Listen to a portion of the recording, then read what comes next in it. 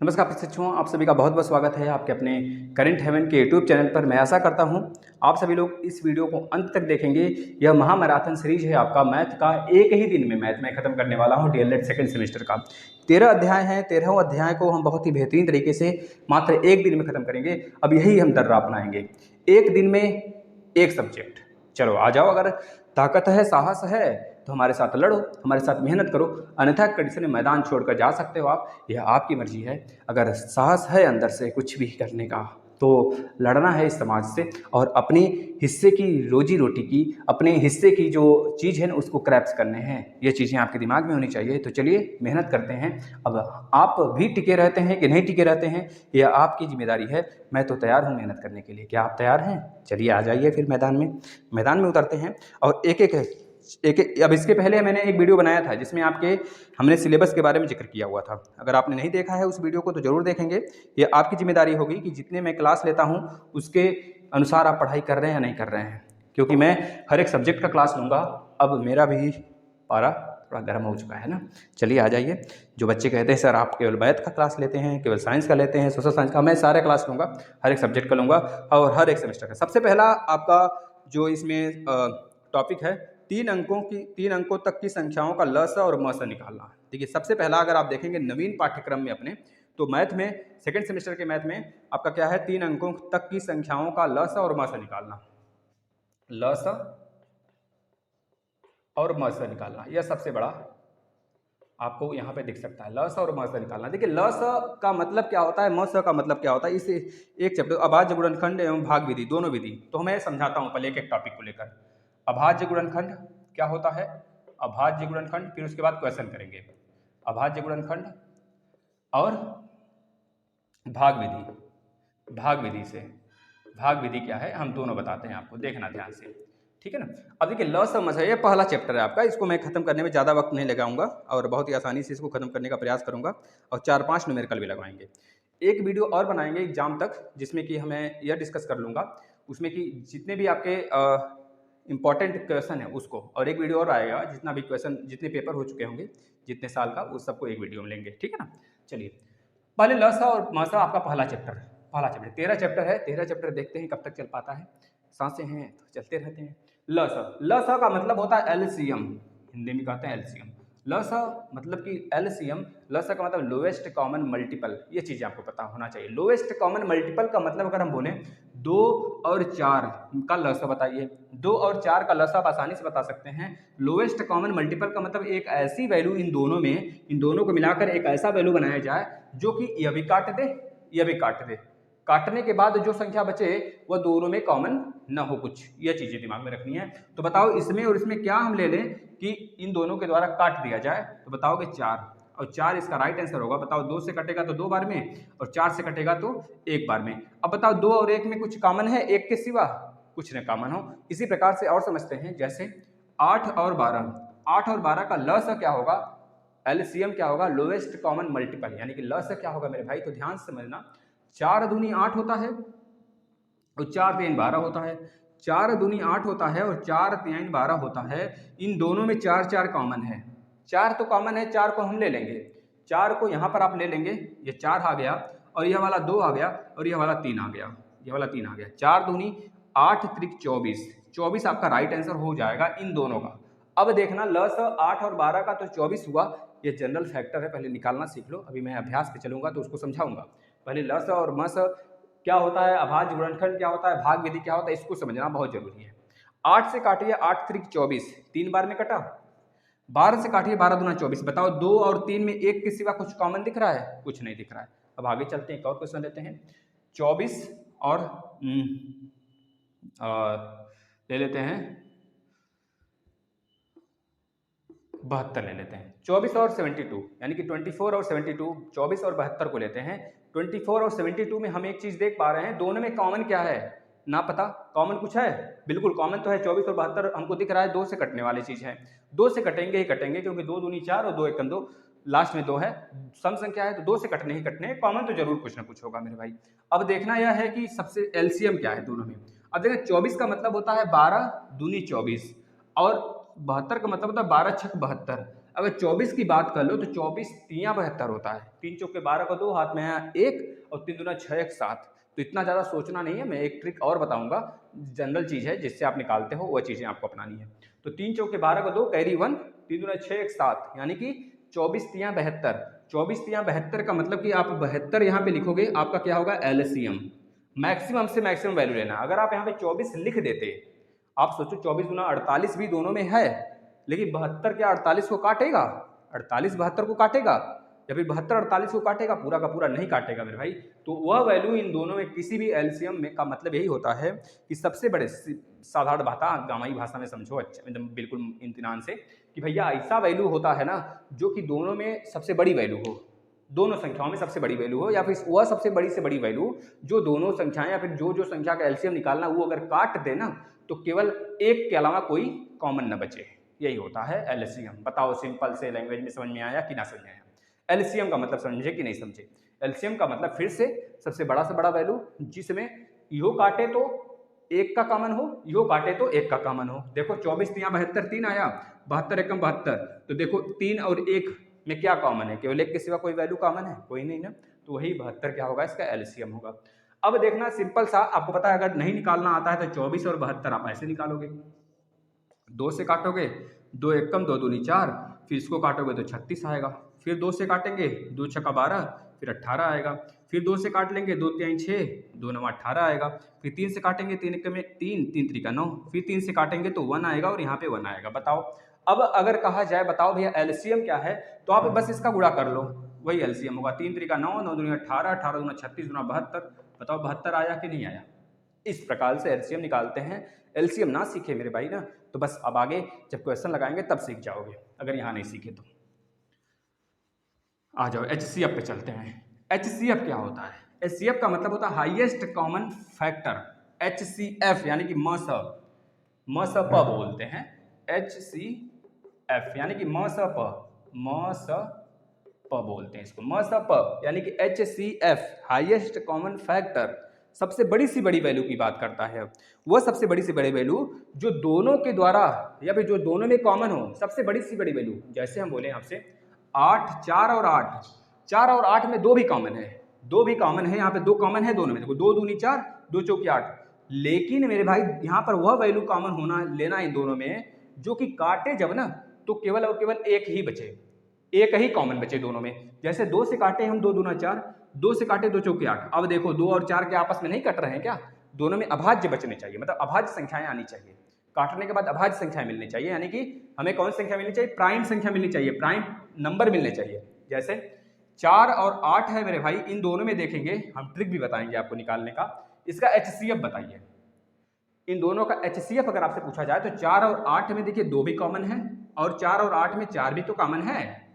तो हमने क्या बोला? हाईएस्ट कॉमन फैक्टर, मतलब सबसे बड़ी सी बड़ी वैल्यू कॉमन होनी चाहिए, छोटी सी छोटी नहीं। ये तो छोटी सी छोटी हुई ना, ये सबसे बड़ी से बड़ी वैल्यू दोनों में कॉमन है 4। तो 4 एकम 4, 4 दूनी 8। अब देख रहे हो 2 और 1 में क्या कॉमन है? कुछ कॉमन है? एक के सिवा कुछ नहीं कॉमन है। तो इसको भी आप निकाल सकते हो। कैसे? 4 और 8 को, 4 यहाँ पे लिखोगे, 8 यहाँ पे लिखोगे। 2 से काटा 2 दूनी 4, 2 चौकी 8, फिर 2 से काटा 2 एकम 2, 2 दूनी 4। अब जितनी बार बराबर बराबर कट जाए, जैसे देख रहे थे ये अभी साथ साथ में कट रहा था, जब तक साथ साथ में कटेगा तभी तक जोड़ना घटाना है, उसके बाद छोड़ देना, यानी कि 2 दूनी 4, यही आपका क्या होगा? एचसीएफ होगा। अब एचसीएफ निकालने के बहुत सारे तरीके हैं मेरे भाई। देखो सबसे पहली बात है 4 और 8 का अगर एचसीएफ निकालना है हमको तो दोनों को हम फैक्टर करेंगे, दोनों का फैक्टर कर देंगे अलग अलग। 4 का फैक्टर करेंगे तो क्या आएगा? प्राइम फैक्टर, अभाज्य में फैक्टर करना है, अभाज्य संख्या में फैक्टर करना है। 2 गुणे 2 गुणे 1 भी कर सकते हैं। और 8 का करेंगे मेरे भाई तो 2 गुणे 2 गुणे 2। अब 3 बार 2 आ गया यहाँ पर और एक बार है, इसमें भी 2 बार है और 3, इसमें 3 बार 2 है। तो आपको पता है जो कम से कम बार आया होगा उसी को पकड़ते हैं। दोनों में कॉमन क्या है? 2 दूना 4। तो इसका राइट आंसर 4 आएगा, जो कि 4 को भी काटेगा और 8 को भी काटेगा। बताओ एचसीएफ समझ में आया? ना समझ में आया तो क्वेश्चन के माध्यम से समझेंगे, अभी ना समझ में आया तो। अब आते हैं अभाज्य गुणनखंड क्या होता है मेरे भाई। देखो अभाज्य गुणनखंड का मतलब ही होता है मेरे भाई एचसीएफ, ये चीज समझ जाओ कैसे, और भाग विधि से कैसे निकालते हैं, दोनों बातें हम समझाते हैं। फिर आते हैं कुछ क्वेश्चन कराएंगे, फिर उसके बाद नेक्स्ट चैप्टर पे चलेंगे। देखना अभाज्य गुणनखंड, जैसे हम कहें कि बताओ भैया 120 का अभाज्य गुणनखंड क्या होगा। अभाज्य गुणनखंड का मतलब जैसे दुई हो गया, दुई सबसे छोटा अभाज्य गुणन अभाज्य संख्या होता है 2, तो दुई हो गया, 3 हो गया, अब 5 हो गया, 7 हो गया, उसके बाद 11 हो गया, इसके बाद 13 हो गया, 13 के बाद मेरे भाई 15, 17, 17 हो गया। देख रहे हो 15 नहीं, अब कितने बच्चे बोलेंगे सर ये विषम संख्या है। भाई विषम संख्या ना है भैया, ये है 2, 3, 5, 7, 11, 13, 17, यानी कि ये है अभाज्य संख्या, यानी कि प्राइम संख्या है, प्राइम फैक्टर है, प्राइम नंबर है। फैक्टर की बातें अभी हम नहीं कर रहे हैं, अभी सिर्फ हम प्राइम नंबर आपको बता रहे हैं क्या होता है प्राइम नंबर। देख लो कितने लोग को यही नहीं पता होगा कि प्राइम नंबर क्या होता है। प्राइम नंबर वही संख्याएं होती हैं जो केवल और केवल खुद से कट जाएं और एक से कट जाएं मेरे भाई। यानी कि 2 जो है देखो सबसे छोटा अभाज्य संख्या है, उसके बाद 3 है, यानी कि 2 सबसे छोटा अभाज्य संख्या भी है और 2 सबसे छोटा सम अभाज्य संख्या भी है, सम अभाज्य संख्या भी है, सम अभाज्य संख्या भी है। यानी कि 2 जो है मेरे भाई वो इवन प्राइम नंबर है, सबसे छोटा इवन मतलब सबसे छोटा प्राइम नंबर तो है ही, और इवन इकलौता इवन प्राइम नंबर यही है प्राइम नंबर, याद रखना भाई। इकलौता इवन प्राइम नंबर क्या है 2 है। इसके बाद 3, 5, 7, 11, 13, 17 इस तरह चले जाओ ना, जहां तक जाना चाहते हो जाओ ना, फिर कौन रोकने वाला है। यह चीजें समझ में आया। प्राइम फैक्टर क्या होता है, प्राइम नंबर क्या होता है, पहले समझ में आया। अब प्राइम फैक्टर क्या होता है, देखो प्राइम फैक्टर हमको 120 का करना है, तो आपको 2, 3, 5, 7, 11, 13, 17 के ही फॉर्म में लाना होगा मेरे भाई, 17 के फॉर्म में लाना होगा। आपको पता है 120 को जब हम ब्रेक करेंगे तो 2 छक्का 12, 2 तिहाई 6, 2 से 15 बार में, फिर 2 से कटेगा का ना कटेगा तो 3 से काट लो, 3 भी प्राइम फैक्टर है, 3 5 15 और 3 5 एकम 5। मेरे बचवा आप खुद बताओ, दुई दुई दुई 3 बार दुई आया तो 2 के पावर 3 लिखोगे, इंटू 1 बार 3 आया तो 3 के पावर 1 लिखोगे, 5 एक बार आया तो 5 के पावर 1 लिखेंगे, बिल्कुल लिखोगे। 2 के पावर 3, 3 के पावर 1, 5 के पावर 1। बताओ जरा ये प्राइम फैक्टर है कि नहीं है, इसी को कहते हैं प्राइम फैक्टर मेरे भाई। आपको ये चीजें समझ में आनी चाहिए, प्राइम फैक्टर किसको कहते हैं। चलो अब आ जाते हैं हम लोग भाग विधि पे आते हैं, है ना। देखना है कि भाग विधि किस प्रकार से समझ में आता है कि नहीं। आपको ध्यान से देखना, समझ में आएगा, निश्चित समझ में आएगा मेरे भाई। बस साथ बने रहना, अंत तक जुड़े रहना। आपको मोटिवेशन में सिर्फ और सिर्फ 1 कप चाय ले लेना है ना। 1 कप चाय ले लीजिए, घर में जाइए, मम्मी से बोलिए मम्मी 1 कप चाय सर ने बोला है मुझे देने के लिए, एक हो सके तो एक्स्ट्रा बिस्किट, उसको वो कहते हैं ना डुबा कर उसमें अपना खाते रहिए, आराम से टेंशन फ्री रहिए, मस्त तरीके से निकलेगा एग्जाम। हाँ चलिए आगे भाग विधि। भाई भाग विधि में हमको देखना होता है, जैसे हम बात कर लेते हैं, हमारे पास 12 है, 24 है, 48 है और 72 है। ये 4 संख्याएं हैं, हमको बोला गया भाग विधि से म स प बताइए, म स प यानी कि HCF बताइए भाग विधि से। तो आपको सबसे पहले क्या पकड़ना है, सबसे पहले 2 छोटी वैल्यू को पकड़ना है कि 2 बड़ी वैल्यू को।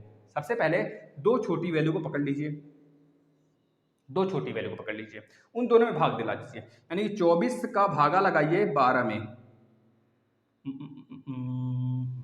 रुक जाइए मेरे भाई,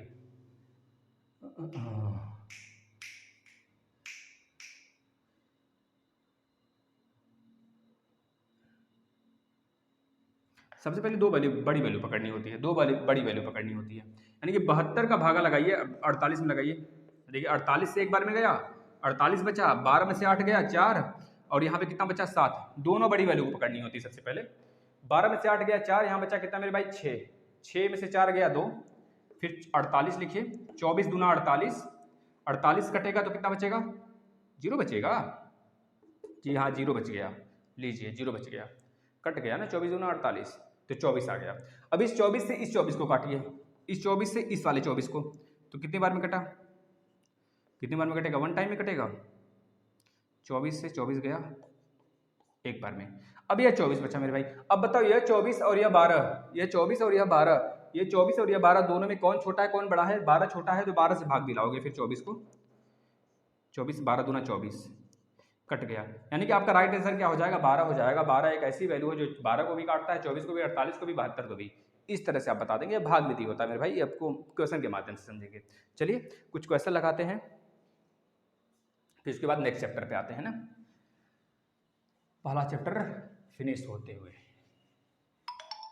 पहला चैप्टर फिनिश होते हुए मेरे भाई। चलो आ जाओ, क्वेश्चन लगाइए। तो आपके लिए होमवर्क भी देंगे हम। 125, 220, 275 का ल स प बताइए, 275 का ल स प बताइए गुणनखंड विधि से। गुणनखंड विधि से लसक बताने हैं आपको, नंबर वाला खींच कर, ठीक है ना। दूसरा 200, 250 और 300 का लसा बताइए मेरे भाई। लसा बताइए भाग विधि से, ये भाग विधि से बताना है और ये आपको किससे बताना है, ये गुणनखंड विधि से बताना है। गुणनखंड विधि से लसा बताइए, लसा बताइए इसका भाग विधि से और गुणनखंड विधि से, भाग विधि से और गुणनखंड विधि से। चलिए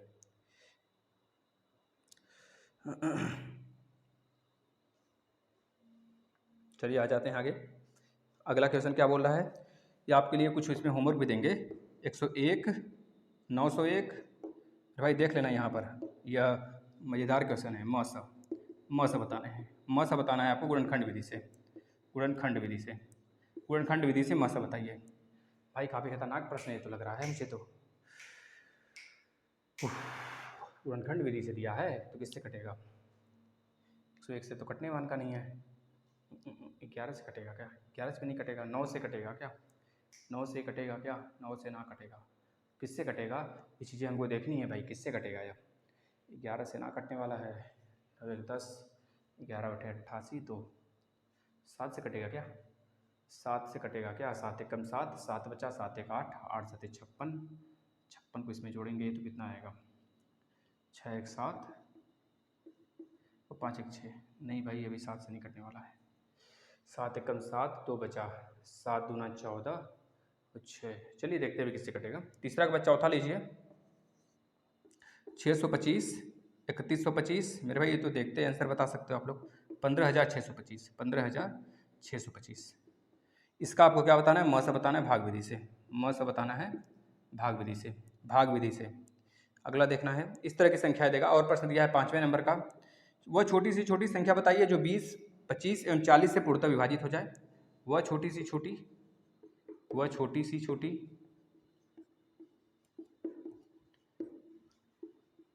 संख्या बताइए, संख्या जो 20 बताइए जो 20, 25 और 40 से पूर्णतः विभाजित होता है। 20, 25 और 40, 20, 25, 40 से पूर्णतः विभाजित हो, पूर्णतः विभाजित हो, विभाजित हो, विभाजित हो। चलिए बताइएगा। चलिए इस प्रश्न को पहले कर लेते हैं इतने। 125, 220, 275 का गुणनखंड विधि से आपको क्या बताना है मेरे भाई, लसा बताना है। तो 125, 220, 275 गुणनखंड विधि से बताने हैं। तो गुणनखंड विधि से आप कैसे करोगे, देखना, इसका पहले आप ब्रेक करो, 5 है तो 5 की पावर प्राइम फैक्टर से निकालना है। गुणनखंड विधि का मतलब प्राइम फैक्टराइजेशन, सबका प्राइम फैक्टर करिए। तो 5 की पावर 3, 5 बचे 25, 25 125 भैया आ गया। इस 220 का आप करेंगे, 220 का आपको पता है 11 दूना 22, 20 बचेगा, गुणे 11 कर दोगे। अब इसमें भी 2 और 5 और 2 बार 2 और एक बार 5 छिपा हुआ है, 5 चौके 20, यानी कि 2 के पावर में 2, 5 और गुणा 11 कर देंगे तो हमें मिल जाएगा 220। अब यह कैसे आ रहा है, तो आप क्या करोगे, 220 यहाँ पे लिखोगे, अब इसका इस तरह से करोगे, जो आएगा यहाँ पे लिख देना है, बस ऐसे ही करना है। आगे चलिए, 275, 275 का मतलब यह होता है, 5 से काटिए पहले, 5 बचे 25, बचा कितना 2, 5 बचे 25, 55 आ गया ससुरा, 5 बचे 25, 2, 5 बचे 25, 5, यानी कि 5 से आपने काटा तो 55 आ गया, फिर 5 से काटेंगे यानी कि 5 का पावर में 2 और गुणे 11, यह चीज़ आपके सामने आ गई। चलिए अब यहाँ पे यह देखना है मेरे भाई आपको कि 5 की पावर 3, 5 यहाँ पे, 5 की पावर 11 गुणे 5 की पावर 2 गुणे 11, आपको निकालना है लसा, निकालना है गुणनखंड विधि से। लसा का मतलब होता है कि जो सबसे बड़ी वैल्यू होती है उसको तो कॉमन लेते ही लेते हैं, बच गया जो वैल्यू उसको भी ले लेते हैं। यानी कि देखिए सबसे पहले 2, 2 के पावर 2 इसमें भी है, 2 के पावर 2 बस एक ही में, तो 2 के पावर 2 पूरा ले लीजिए, गुणे 5 के पावर मैक्सिमम कहाँ पर है, यहाँ पर है, तो 5 के पावर मैक्सिमम हमने यहाँ पे ले लिया। अब बचा 11, तो 11 भी ले लिया। अब यह आपका क्या हो गया, लसा हो गया मेरे भाई, उस संख्या का निकाल दीजिए। 2 दूना 4, 11 चौक 44 हो गया, और गुणे 5 3 15 बचे 125 हो गया, है ना। अब 11 का ना भी करना होता तो 4, आप यहाँ पे 11 गुणे 4 ही रहने दीजिए, 11 गुणे 4 रहने दीजिए। अब देखिए 4 का जब 125 में कर लेंगे तो 250 यानी 500 हो जाएगा, 500 का जब इसमें करेंगे यानी 550, आपका राइट आंसर आएगा क्या, देखना जरा। 2 का करेंगे तो 125 में तो 250 होगा, 250 का फिर 2 में कर देंगे तो 500 होगा, 500 का जब 11 में कर देंगे 11 5 55, यानी कि ये चीज़ें निकल के आएंगी सामने। बताइए जरा, बताइए भाई। अगले प्रश्न पे चलते हैं, भाग विधि से करिए। 200, 250 और 300, भाग विधि से लसा निकालिए। जब बोले भाग विधि से लसा निकालना है तो भाग देना है आपको इस प्रकार से 200, 250 और लसा की बात किया, मसा का नहीं, ध्यान देना। 2 काटिए, 2 से एक बार में गया 100 आ गया, फिर 2 से 125 आ गया, फिर 2 से 150 आ गया, 150 आ गया। ये कॉमा है भाई, कॉमा समझना। फिर 2 से काटेंगे तो 50 बार में गया कॉमा, 125 आ गया कॉमा, ये आ गया 75। अब बताना फिर अभी भी 2 से जा रहा है तो 2 से 25 बार में गया कॉमा, 125 बार में गया कॉमा, 175 बार में केवल गया। अब 5 से काट लेते हैं, 5 पचे 25 आ गया और 5 से इसको काटेंगे, 25 पचे 125 होगा, 5 से इसको काट लेंगे, 25 पचे 75, 15 पचे 75 होता है भाई ना, 15 पचे 75, 5 से काट लीजिए, 5 एकम 5, 5 पचे 25 और 5 3 15। बताओ 3 यहाँ पे आएगा कि नहीं आएगा? बिल्कुल आएगा। 5 यहाँ पे आएगा कि नहीं आएगा? बिल्कुल आएगा। यहाँ पे तो नहीं, यहाँ पे 5 रहेगा, नीचे 1 आ जाएगा। अब बताओ इन सबका गुणा कर दोगे आप तो आपको आंसर मिल जाने वाला है। गुणा कर लीजिए, 2 गुणे 2 गुणे 2, 3 बार गुणा 2 का हुआ, 2 दूनी 4 दूना 8 आ गया, 8 आ गया। 5 पचे 25, 25 पचे 125, 5 का 3 बार गुणा, 5 का 3 बार गुणा 125 आ गया। अब 3 बचा एक ठो तो 3 का गुणा, इन सब का गुणा कर लीजिए। 8 त्रिक 24, 125 में आप अगर 8 का 125 में 8 का गुणा करते हैं, 125 में 4 का गुणा करेंगे तो 500 आएगा। 125 में अगर 8 का गुणा कर देंगे 800, 25 अठे 200 यानी 1000 आ जाएगा। 1000 का गुणा 3 में कर देंगे 3000, आपका राइट आंसर होगा। चलिए नेक्स्ट प्रश्न देखिए, 101, 901। भाई ये भाग विधि से दिया है, इसको भाग विधि से कर लेते हैं। म से निकालना है 101 वाला, ये भागी विधि से होना ही चाहिए यार, ये गुणनखंड विधि से कहाँ दिया है, भाग विधि से होना चाहिए था। चलिए 101 ये वाला करिए। 101 को हमने पकड़ा सबसे छोटी वैल्यू और उसके बाद वाला वैल्यू, 2 सबसे छोटी वैल्यू को हमने पकड़ लिया, अब भाग दे दिया। भैया कितने बार में जाएगा? 901 है ना, तो 1 बार जाएगा कि 8 बार जाएगा? पहले 8 बार जाएगा, तो 8 एकम 8, 8 शून्य शून्य, 8 एकम 8, कितने बार जाएगा? 11 में से 8 जाएगा तो कितना बचेगा? 3 बचेगा। 11 में से 8 जाएगा तो 3 बचेगा ना। अब यहाँ पर कितना बचा मेरे भाई? 9 बचा, तो 9 यहाँ पर उतार दो, बचा 8, कट्टम कुट्टम कर लो 9, क्योंकि एक हमने उधार ही ले लिया था ना। यहाँ पे ये मांगा था इससे, फिर यहाँ से मांगा तो यहाँ 9 बचा, यहाँ पे समझ रहे हो 93 बचेगा ना, बचेगा, देख लेना जरा। अब ये 93 से अब इसको 101 को काटेंगे, कितनी बार में जाएगा? 1 टाइम में जाएगा। 93 आ गया, अब 7 इधर 8 इधर बचा मेरे भाई। 8 से काट के 93 को कितनी बार में जा रहा है? 8 अठे 64, एक बार में गया, 8 से 1 आ गया, 13 आ गया, 8 कम 8, फिर कितना बचा मेरे भाई? 8 से कितने का? 13, और मतलब 8 5 13 होता है ना, तो 5 बार में गया। अब पता है फिर से यहाँ पे काटना शुरू करिए, 5 आया और 8 इसको नीचे ले लेंगे तो 1 बार में जाएगा, 5 आ गया तो 3 हो गया। इस 3 से 5 को काटेंगे मेरे भाई तो 1 बार में जाएगा, बचेगा 3, यहाँ पे 2 बचेगा। इस 2 से 3 को काटेंगे मेरे भाई, कितनी बार जाएगा? 1 बार जाएगा, 1 बार ही जाने वाला है तो 2 बचा। अब इस 1 से 2 को काट लेंगे तो कितना आ जाएगा मेरे भाई? 2 बार में जाएगा, 2 कट जाएगा। बताओ 1 आया ना, यही 1 ही हमारा मस्त होगा मेरे भाई, क्योंकि इन सब में कुछ कॉमन है ही नहीं 1 के सिवा, क्योंकि सब के सब प्राइम फैक्टर हैं, प्राइम नंबर है, सॉरी सबके सब प्राइम नंबर हैं। अब इस तरह की संख्याएं अगर दे दें आपको तो आप उलझ जाओगे उसमें, क्योंकि अगर बड़े बड़े एग्जाम में आ जाए ना, जैसे यूपी टेट में, सी टेट में, सुपर टेट में आ जाए एग्जाम में, तो आप इसको शायद छोड़ के आ जाओ, क्योंकि आपको लगेगा कि कुछ गलत न कर दें हम, तो एक तो सही लगाओगे ही नहीं और उसके बाद गलत ही के लिए इसको छोड़ के आओगे। बहुत ही नॉर्मल प्रश्न होता है, ऐसा सब में देख रहे हैं, एक कॉमन है। इसके बाद नेक्स्ट प्रश्न पे आ जाते हैं, ये वाला आपके लिए होमवर्क है, इसको देख लेते हैं। वह छोटी सी छोटी संख्या जो 20, 25, 40 से पूर्णतः विभाज्य है, वह छोटी सी छोटी संख्या जो 20, 25, 40 से पूर्णतः विभाज्य है, वह छोटी सी छोटी संख्या जो 20, 20, 25 और 40 से विभाजित। जब भी छोटी सी छोटी की बात करें मेरे भाई तो समझ जाना लसा निकालना है, तो लसा निकाल दीजिए इसका। 4 से पहले 2 से काट लीजिए 10 बार में, 5 और यहाँ पे 20 बार में, फिर 2 से काट लीजिए 5 बार में, फिर 25, फिर 10 बार में, फिर 2 से काट लीजिए कितनी बार में? 5 बार में, फिर यहाँ पे 25, फिर यहाँ पे 5 आ गया, फिर 5 से काट लीजिए, 5 एकम 5, 5 पचे 25 और 5 एकम 5, फिर 5 से काट लीजिए 1 1 1 बार में। आप खुद बताओ, 5 पचे 25 दूना 50 दूना 100 दूना 200। 200 एक ऐसी संख्या है जो कि 20 भी काटेगा, 25 भी काटेगा और 40 भी काटेगा। ये चीज़ें आपके सामने हैं। चलिए अगले प्रश्न पे आ जाते हैं। वह छोटी सी छोटी संख्या बताइए जिसको 15, 25 और 30 विभाजित कर दे और 11 शेष रह जाए। चलिए ऐसे प्रश्न पे आ जाते हैं। वह छोटी सी छोटी संख्या ज्ञात करिए जिसे 15, 25 और 30 विभाजित कर दे और 11 शेष रह जाए। चलिए आ जाते हैं ऐसी संख्या पर। ऐसे क्वेश्चन काफ़ी ज़्यादा पूछे जाते हैं ना। चलिए अजीब भाई, वह छोटी सी छोटी संख्या ज्ञात करिए, वह छोटी सी छोटी छोटी सी छोटी, वह छोटी सी छोटी, छोटी सी छोटी, वह छोटी से छोटी संख्या ज्ञात करिए, ज्ञात करिए, वह छोटी से छोटी संख्या ज्ञात करिए, ज्ञात करिए जिसको 15, 25 और 30 से विभाजित करने पर, जिसको 15, 25, 30 से विभाजित करने पर, विभाजित करने पर प्रत्येक स्थिति में 11 शेष रहे, प्रत्येक स्थिति में 11 शेष रहे, 11 शेष रहे मेरे भाई। इस प्रश्न को करिएगा, अच्छे प्रश्न है काफ़ी। वह बड़ी से बड़ी संख्या जिससे 133 और 78 को विभाजित करने पर शेष पर 3 बच जाए। चलिए ऐसे ही प्रश्न एक और है। वह बड़ी से बड़ी संख्या, वह बड़ी से बड़ी संख्या, वह बड़ी से बड़ी संख्या, वह बड़ी से बड़ी संख्या जिससे 133 और 78 को विभाजित करने पर शेष 3 बचे। बड़ी से बड़ी संख्या जिससे 133 और 78 और 78 यानी 78 को विभाजित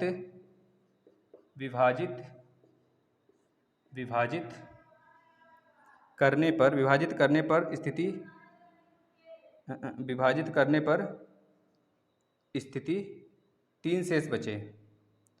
विभाजित करने पर प्रत्येक स्थिति में, विभाजित करने पर मेरे भाई, विभाजित करने पर प्रत्येक स्थिति में शेष कितना बच जाए? शेष जो है मेरे भाई 3 बच जाए, 3 बच जाए। यह प्रश्न आपको दिख रहा है ना, कट तो नहीं रहा है ना? एक बार मैं देख लेता हूँ। चलिए ठीक है मेरे भाई, राइटिंग थोड़ा सा फॉरवर्ड लग रहा होगा, लेकिन प्लीज़ आपसे रिक्वेस्ट है राइटिंग थोड़ा मैनेज करिएगा अपने हिसाब से। आगे देखिए, बहुत सारे प्रश्न हैं, बहुत अलग अलग भी प्रश्न हैं। आपको नहीं आएगा जो चीज़ें आपको बताई जाएंगी, लेकिन यह कॉन्सेप्चुअल वीडियो में बना रहा हूँ मैराथन, तो कुछ प्रश्न लगाऊंगा और कुछ अलग सा एक वीडियो लाऊंगा जिसमें केवल और केवल प्रश्न के माध्यम से मैं बताने वाला हूँ, ठीक है ना? अभी आपके कॉन्सेप्ट में क्लियर करना चाहता हूँ, ध्यान से देखना। वह छोटी से छोटी संख्या ज्ञात करिए जिसको 15, 25, 30 से विभाजित करने पर प्रत्येक स्थिति में 11 शेष बच जाए। अगर ऐसा आ जाए, वो छोटी से छोटी बोला रहे, तो आपको एलसीएम निकालना होगा। 15, 25 और 30, इसका एलसीएम निकाल दीजिए। 5 से कट रहा है तो 5 से पहले काट लीजिए। 5 3 15, 5 5 25, 5 36, फिर 3 से काट लीजिए। 3 1 कम 5 और 3 दूना 6, फिर मेरे भाई 2 से काट लीजिए, फिर 5 से काट लीजिए। कोई दिक्कत नहीं है, पहले किसी में से किसी को काट सकते हैं, लेकिन जो रूल कहता है सबसे पहले सबसे छोटी प्राइम फैक्टर से काटते हैं ना, प्राइम नंबर से काटते हैं। अब देखना, 5 दूना 10, 10 3 30 और 30 बचे। 5 3 15, 150। 150 एक ऐसी संख्या है जो 15 भी काटेगा पूरा, 25 भी काटेगा और 30 भी काटेगा, लेकिन बोल क्या रहा है? विभाजित करने में प्रत्येक स्थिति में 11 शेष बचे, वो संख्या बताइए। तो 11 इसमें जोड़ देंगे तो कितना आ जाएगा? 1 5 1 6 1, 161 आपका राइट आंसर होगा। 161 आपका राइट आंसर हो जाएगा। बस इस चैप्टर का लास्ट क्वेश्चन आ जाइए। फिर भाई बस जितने प्रश्न आपको कराए जा रहे हैं, इसके बाद एक और मैराथन मैं लेकर आऊँगा। अगर इसमें पूरा खत्म हो जाता है तो ठीक है, नहीं तो एक और मैराथन लेकर आऊँगा जिसमें केवल और केवल क्वेश्चन को बताऊँगा। अगर नहीं खत्म होता है तो एक चैप्टर, एक और बेसिक क्लास का बना लूँगा इसी तरह से। फिर इसके बाद आपका नेक्स्ट में एक मैराथन ऐसा लाएंगे जिसमें सारे क्वेश्चन बताए जाएंगे। वह बड़ी से बड़ी संख्या जिससे 133 और 78 को विभाजित पर प्रत्येक स्थिति में 3 शेष बच जाए। चलिए, बड़ी से बड़ी की जब बात करता है तो हम HCF निकालते हैं। क्या निकालते हैं? HCF निकालते हैं। बड़ी से बड़ी यानी कि प्रत्येक स्थिति में शेष 3 बच जाए। वो बड़ी से बड़ी संख्या जिससे 133 और 78 को विभाजित किया जाए। जिससे की बात करता है तो दिमाग से अगर सोचेंगे भी नहीं तब भी दिमाग में आ जाएगा। जिससे यानी कोई छोटी संख्या कोई रही होगी। जब छोटी संख्या में कब मिलती है? जब HCF निकालते हैं। तो HCF निकाल दीजिए। जब कॉमन है, जब तक कट रहा है काटिए। 3 से सबसे पहले काटिए। देखिए दोनों में कॉमन है 3 भाई। 3 3 9, बचा कितना? अरे भाई 3 से कटेगा ही कहाँ भाई? नहीं कटेगा 3 से। किससे कटेगा फिर? बताओ किससे कटने वाला है? ऐसे नहीं पता चलेगा तो हम ऐसे निकालेंगे। 78 से भाग दीजिए, इसको पता चल जाएगा। 78 से भाग देंगे तो एक बार जाएगा 78, 2 8 16 को 6, 2 7 14 1 15, ज़्यादा जाएगा ना। तो 78 यानी कि 13 में से 8 जाएगा तो मेरे भाई कितना बचेगा? 5 बचेगा। यहाँ बचा 12, 12 में से 7 जाएगा तो आप खुद बताओ कितना बचेगा। 13 में से 8 गया तो 5 बचा, 12, 12 में से 7 जाएगा तो बचेगा 5 कि नहीं बचेगा? 5 बचेगा ना। 12 में से 7 जाएगा तो 3 2 5 बचेगा और क्या। फिर 5 78 से काटिए, 78 को काटिए 5 55 से, 55 से एक बार में गया 78, बताओ 8 में से 5 जाएगा 3, 7 में से 5 जाएगा 2 बचा, 23 बचेगा। बताओ जरा 23 बचेगा ना, 5 3 8 5 2 7, फिर से 55 को काटिए, इससे काटेंगे तो प्रश्न को पहले इरेज कर दो, इधर बाउंड्री लगा दो। 23 से एक बार में जाएगा तो 23 बचेगा, 5 में से 3 गया 2, 5 में से 2 गया 3, 32 बचा। अब 32 दो बार जाएगा ना, 2 बार जाएगा, 2 बार ले जाओ, 2 बार, 2 दूनी 4, 2 2 3 6, 2 दूनी 4 46, कितना बचा मेरे भाई 4 बचेगा, 5 4 9 9 बचेगा, देखना जरा 4 इधर 5 उधर 9 बचा। और 9 से काटना 23 को, कितने बार में जाएगा, 9 दूनी 18, 9 3 27 होता है, 9 दूनी 18, कितनी बार में गया मेरे भाई बताना 23 में से, यानी कि 3 2 5, 5 बचा। क्या बात है भाई, कहाँ तक जाएगा, एक बार गया 5 आ गया, 4 आ गया, फिर से 5 को काटिए, ये तो एक ही आएगा, क्या लग रहा है, एक बार गया 4, ये क्या हो गया मेरे भाई, ये तो एक आ गया। यानी कि 133 और 78 को विभाजित करने पर प्रत्येक स्थिति में शेष 3 बच जाए। एक चीज़ और है, एक चीज़ और है मेरे भाई, हमने गलती किया एक चीज़। देखिए जब ऐसी संख्याएं आती हैं तो सबसे पहले हम कॉमन, जो 133 है ना, 133 शेष 3 बच जाए की बात करता है तो पहले माइनस करते हैं। ये सॉरी, इसके लिए माफ़ी दीजिएगा, थोड़ा सा हम एलसीएम वाले चक्कर में थे। तो यहाँ पर 75 बचेगा, जो शेष बचेगा ना पहले उसको माइनस करते हैं, डिडक्ट करते हैं उसमें से। यहाँ बचेगा 130, यहाँ पे 130 बचेगा, ये 130 बचा या 75 बचा। अब HCF लेंगे तो संख्या में मिल जाएगा, देखना जरा 75 और 130, 75 130, 5 से काट लीजिए, पहले ही कट रहा है 5 से, तो 25 पचे 15 पचे 75 होगा।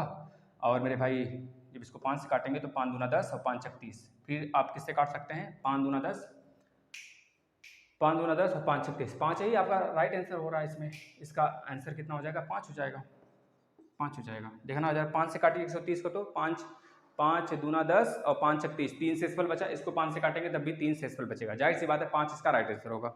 चलिए अब नेक्स्ट चैप्टर पे आ जाते हैं। अगला चैप्टर आपका क्या कह रहा है, व्यंजक में प्रत्येक जोड़ घटाना गुणा भाग के संकेतों तथा कोष्टकों का सरलीकरण करिए। देखिए इसको समझाने भर है, अगर मैं समझा देता हूं तो आप बहुत ही अच्छे से कर डालोगे इसे। और रह गई बात इसके क्वेश्चन, तो क्वेश्चन मैं अगले मैराथन में लेकर आऊँगा, क्योंकि क्वेश्चन के साथ अगर कराऊंगा तो लंबा वक्त लग जाएगा ना, मैराथन काफ़ी लंबा हो जाएगा। तो पहले एक वीडियो में पूरा कॉन्सेप्ट देता हूँ पूरे सिलेबस का, फिर उसके बाद एक वीडियो में केवल और केवल प्रश्न आएंगे। अगर आप अच्छे से दोनों देख लेते हैं तो बहुत बेहतरीन करेंगे, ठीक है ना। चलिए अब आ जाइए, दूसरा आपका टॉपिक है कि जोड़, दूसरा जो आपका चैप्टर है जोड़ घटाना गुणा भाग, जोड़ घटाना गुणा भाग और कोष्टक के बारे में, कोष्टक की समझ के बारे में बस बताना है, कोष्टक समझ क्या होता है ना, यही चीज़ है आपका का सरलीकरण समझ बता रहा है। देखिए इसको कहते हैं बॉडमास रूल मेरे भाई, बॉडमास B फॉर ब्रैकेट हो जाता है ना, बॉडमास, O फॉर ऑफ होता है, एक ऑफ होता है, ऑफ मीन्स का करके आता है, इसको भी गुणा कहते हैं, या ऑफ होता है तो O, बॉड मास लिखते हो ना, बॉड मास। तो इन दोनों में सब्ट्रैक्शन एडिशन में कोई भी आगे पीछे हो सकता है, लेकिन ये क्रम है तो क्रम से हम याद कराते हैं आपको। B for bracket, O for of हो गया, D फॉर आपका डिवाइड हो गया, इसको लाएंगे क्रम से, फिर इसके बाद M फॉर मल्टीप्लिकेशन हो गया, A फॉर एडिशन हो गया और S फॉर सब्ट्रैक्शन हो गया। मतलब कि सबसे पहले हमको यह ध्यान देना है कि पहले देख लीजिए कोष्टक कितने प्रकार का होता है। यह देखिए लीनियर होता है ना, इसको हम लोग लीनियर बोलते हैं, लीनियर ब्रैकेट होता है, ये स्मॉल ब्रैकेट होता है, इसके बाद ये कर्ली ब्रैकेट होता है, यह बिग ब्रैकेट होता है।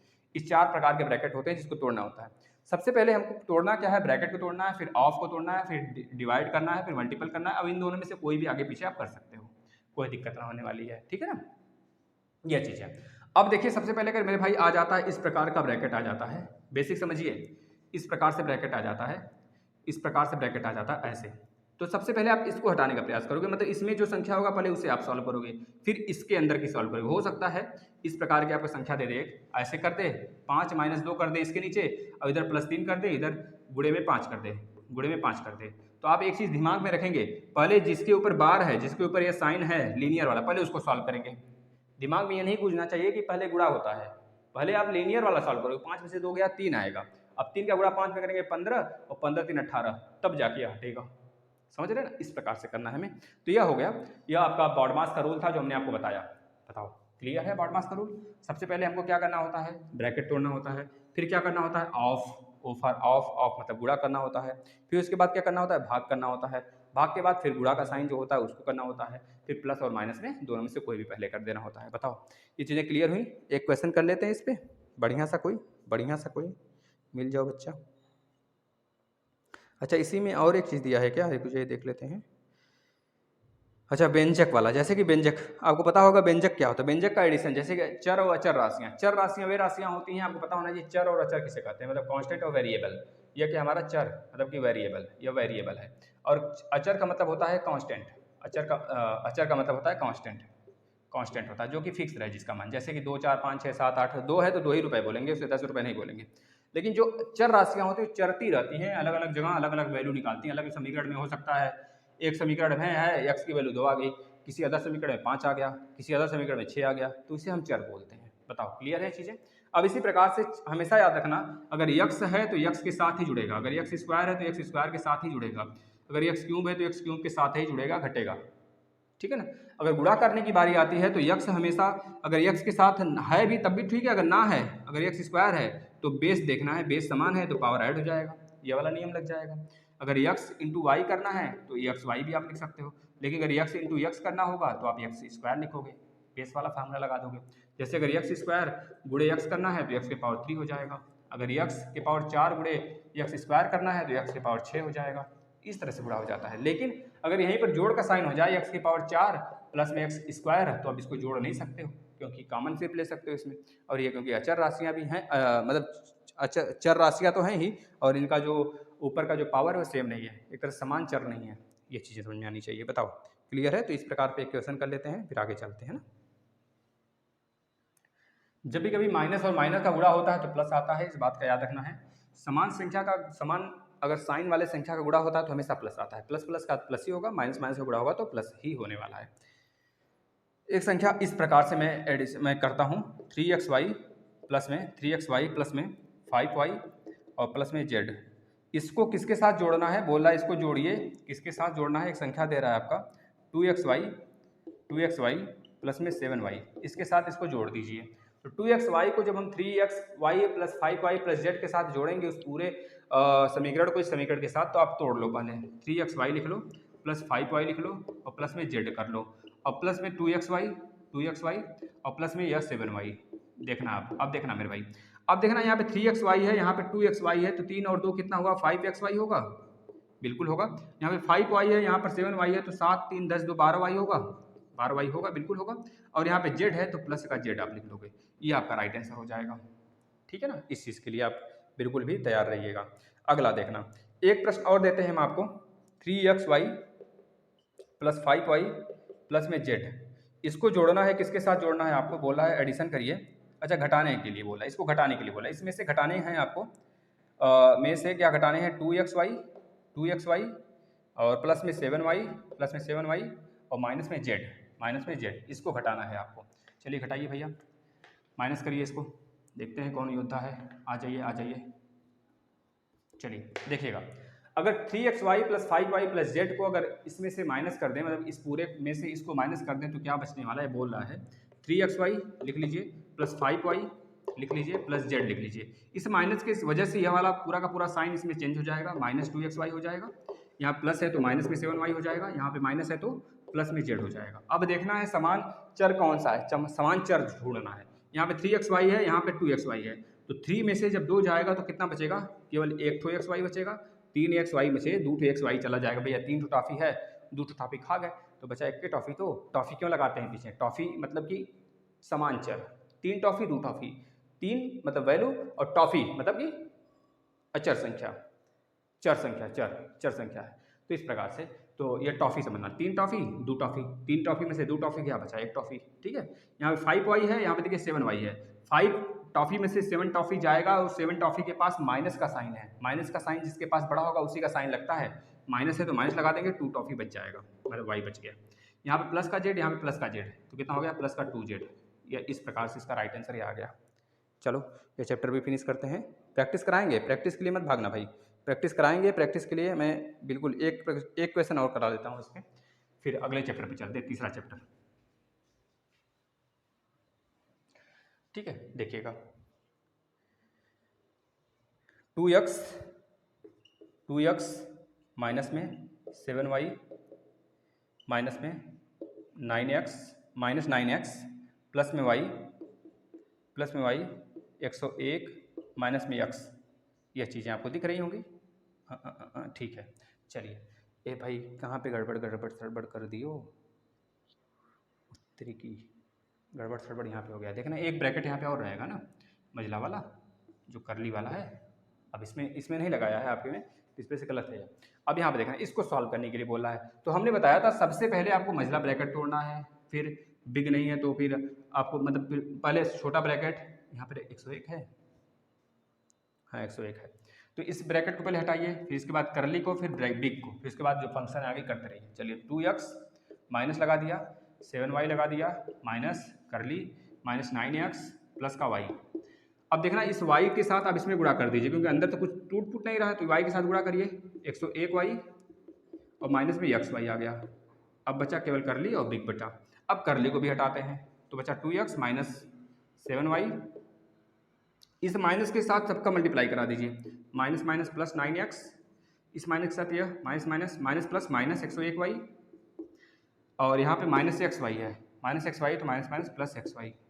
अब देखिए कुछ टूट फूट रहा है क्या, यहाँ पे 7y है, यहाँ पे माइनस 101y है, तो 101 में से 101 वाला बड़ा है, तो 101 में से 7 जाएगा तो कितना बचेगा, 96 बचेगा।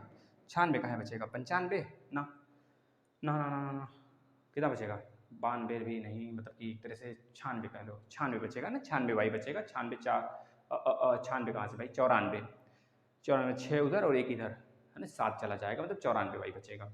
तो 2x माइनस कर लेते हैं, इस माइनस की वजह से पहले इस अंदर तोड़ लेते हैं, 101 में से यह गया तो माइनस, यह माइनस वाला बड़ा है तो माइनस रहेगा, और यहाँ पे रहेगा 94y प्लस 9x, और यह हो जाएगा प्लस में xy। बताना जरा क्लियर है कि नहीं। अब देखना जरा, यह माइनस के साथ सबका मल्टीप्लाई करा दीजिए, बाहर 2x है, माइनस के साथ मल्टीप्लाई करेंगे तो माइनस माइनस प्लस 94y, और माइनस के साथ मल्टीप्लाई करेंगे तो माइनस 9x, और माइनस के साथ मल्टीप्लाई करेंगे तो माइनस xy। बताना जरा, ये चीज़ें क्लियर हैं। अब इस 2x में x यहाँ पर है बस, उसके बाद सब के सब जो अचर हैं, मतलब कि जो चर राशियाँ जो हैं अलग अलग हैं। तो माइनस 9x प्लस 2x, पहले 94y को आगे कर लीजिए, 94y को आगे हमने कर लिया। अब बचा 9 में से अगर 2 जाता है तो माइनस का 7x आ जाएगा, क्योंकि माइनस बड़ा है, और माइनस में xy आपका, यह पूरा का पूरा आपका आंसर आ जाएगा इसका। बताओ जरा, दूसरा चैप्टर खत्म, तीसरे चैप्टर पे आते हैं। तीसरे चैप्टर में बस 2 चीज़ें आपको समझनी हैं, 2-3 चीज़ें। तीसरा चैप्टर देखते हैं। बताओ, अब बताओ, कोई कहेगा बच्चा स्पीड नहीं है, आप मैराथन में पढ़ रहे हो, आप बहुत ही बेहतरीन प्लेटफॉर्म पे हो, अब आपको यह समझना चाहिए कि इस प्लेटफॉर्म को लाइक करें, शेयर करें, बच्चों को बताएं कि ना बताएं। बताओ, नहीं बताएगा जो भाई तो वो भुगतेगा, फिर बैक लगाओगे क्या, बताओ जरा, बता दो और बच्चों का फ़ायदा कराओ, क्योंकि जितना ज़्यादा आप दूसरों को पुण्य का काम करेंगे भाई, उतने ज़्यादा भगवान आपका साथ देंगे। पूर्णांक तथा परिमेय संख्या, मेरे भाई आप जहाँ जहाँ से जुड़े हैं, आप सभी से यही विनती है कि आप लोग हमेशा साधारण बन के रहें और असाधारण काम करेंगे, ठीक है ना। चलिए, प्राकृतिक संख्या, पूर्ण और पूर्णांक और परिमेय संख्या क्या होते हैं, ये तीनों चीज़ें इसमें पढ़नी है। देखिए, प्राकृतिक संख्या क्या होता है, पहले पूर्ण संख्या बता दीजिए, पूर्ण संख्या क्या होती है। पूर्ण संख्या का मतलब होल नंबर। होल नंबर क्या होता है, होल नंबर वही नंबर होते हैं मेरे भाई जो 0 से स्टार्ट होते हैं, इनफाइनाइट तक जाते हैं, आपको पता होना चाहिए। इनफाइनाइट नहीं कहेंगे उसे, 0 से स्टार्ट होता है, 1 2 3 4 5 6 डॉट डॉट डॉट n तक जाता है, यानी मतलब कि आपकी नंबर वैल्यू। इसके बाद प्राकृतिक संख्या मतलब कि नेचुरल नंबर की बात करता है। प्राकृतिक संख्या का मतलब होता है नेचुरल नंबर की जब बात करता है, नेचुरल नंबर की जब बात करेगा मेरे भाई, नेचुरल नंबर का मतलब होता है 1 से स्टार्ट होगा, 2 3 4 5 6 डॉट डॉट डॉट n तक, ठीक है ना। अब एक प्रश्न यहाँ से पूछ लिया गया था कि बताइए 0 के बाद, बताओ यह प्राकृतिक संख्या है कि नहीं है। मतलब कि 0 में मतलब कि इसमें प्राकृतिक संख्या में क्या ऐड कर दें, एक नंबर क्या एक्स्ट्रा है जो कि उसे होल संख्या बना सकता है, तो बता दोगे 0 सबसे छोटा प्राकृतिक संख्या है, नहीं 0 सबसे छोटा पूर्ण संख्या है, और सबसे छोटा प्राकृतिक संख्या क्या है, 1 है। इस चीज़ को याद रखना है, ये छोटी छोटी चीज़ें हैं जो आपको पता होनी चाहिए। अब पूर्णांक के बारे में देख लेते हैं, फिर परिमेय संख्या के बारे में देख लेते हैं। पूर्णांक क्या होता है मेरे भाई, पूर्णांक और पूर्ण संख्या में आप कंफ्यूज कभी नहीं होंगे। पूर्णांक क्या होता है, ध्यान से देखेंगे, पूर्णांक संख्याएं क्या होती हैं। ये क्या हो रहा है यार, समझ नहीं आ रहा है।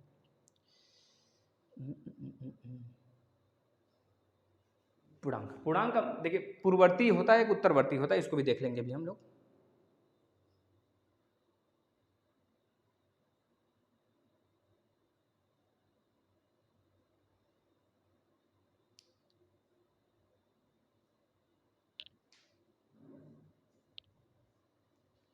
हाँ, एक एक चीज और लिखिएगा, पूर्ववर्ती, पूर्ववर्ती, पूर्ववर्ती, यह चीज पूर्ववर्ती और परवर्ती क्या होता है, परवर्ती दो चीज है। पूर्ववर्ती का मतलब हम हमेशा -1 करते हैं और परवर्ती का मतलब +1 करते हैं, कंटिन्यूटी होता है, बताते हैं अभी। पूर्णांक क्या होता है, पूर्णांक का मतलब कि नंबर सिस्टम, जो नंबर सिस्टम में नंबर लाइन, जो नंबर लाइन होता है मेरे भाई 0 से स्टार्ट होता है, इससे हम इंटीजर कहते हैं।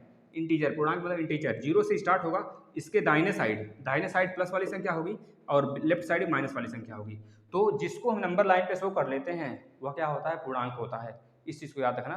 √3 पूर्णांक है क्या, नहीं है। पूर्णांक का मतलब ऐसी संख्या जो कि कभी कभी कट जाए पूरा का पूरा, जैसे 1/3 को हम नंबर लाइन पे शो नहीं कर सकते, इसकी वैल्यू 0.33333 इस तरह आती चली जाएगी। अगर 1/3 है तो शो कर लेंगे, लेकिन इसे हम नहीं शो कर पाएंगे मेरे भाई, इस चीज़ को याद रखना। जैसे 2/6 में देखेंगे 6×3=18, फिर 6×3=18, 6×3=18, 6×3=18, इस प्रकार से चलता हुआ चला जाएगा, वही चीज़ है। जैसे अगर हमको देखना होगा 3/2, ये काटेंगे तो 1.5 आएगा, यह नंबर सिस्टम पर आसानी से शो किया जा सकता है 1.5, तो हमारा पूर्णांक में आ जाएगा। ठीक है, ये चीज़ याद रखना। पूर्णांक माइनस भी होता है, प्लस भी होता है, राइट साइड में प्लस होता है, लेफ्ट साइड में माइनस होता है, और बीच में क्या होता है, जीरो होता है। जीरो क्या है, जीरो इंटीजर है, यानी कि हमारा पूर्णांक है ना, एक पूर्ण अंक है। जीरो इंटीजर है मेरे भाई, याद रखना। अब आ जाते हैं परवर्ती और पूर्ववर्ती क्या होता है। देखिए परवर्ती का मतलब होता है मेरे भाई लगातार संख्या, जैसे 1 2 3 4, मतलब नेचुरल नंबर जो लगातार बढ़ती है वो हमारी परवर्ती संख्या है। अपने से एक आगे, जैसे 1 का परवर्ती 2, 2 का परवर्ती 3, 4 का परवर्ती 5, एक आगे ऐड कर दोगे परवर्ती हो जाएगा। और पूर्ववर्ती का मतलब होता है एक पीछे, जैसे 2 का पूर्ववर्ती 1, 3 का पूर्ववर्ती 2। अच्छा, 1 का पूर्ववर्ती कौन बताएगा? 1 का पूर्ववर्ती क्या होता है मेरे भाई, बताना जरा। अगर दम है, साहस है, अदम साहस है तो बताना जरूर, इसके होमवर्क देते हैं आपके लिए। 1 का पूर्ववर्ती क्या होगा, पूर्ववर्ती बताना क्या होगा। और 0 का परवर्ती होता है कि नहीं होता है, 0 का परवर्ती होता है कि नहीं होता है, 0 का परवर्ती होता है कि नहीं होता है। 0 एक प्राइम नंबर है क्या, मतलब 0 एक प्राकृतिक संख्या है क्या? जब मेरे भाई प्राकृतिक संख्या नहीं तो 0 का परवर्ती क्या होगा, आप खुद बताओ।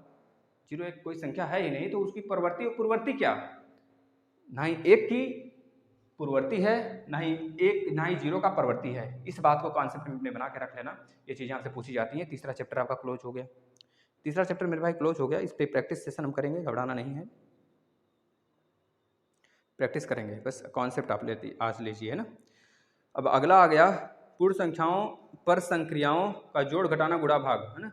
पूर्ण संख्या किसे कहते हैं, संख्या रेखा किसे कहते हैं, संख्या रेखा पर योग किसे कहते हैं, संख्या रेखा पर घटाना किसे कहते हैं, संख्या रेखा पर गुणा किसे कहते हैं, पूर्ण संख्याओं पर संक्रियाओं की प्रगुण किसे कहते हैं। यानी कि पूर्ववर्ती और परवर्ती आपको समझ में आ गया हो।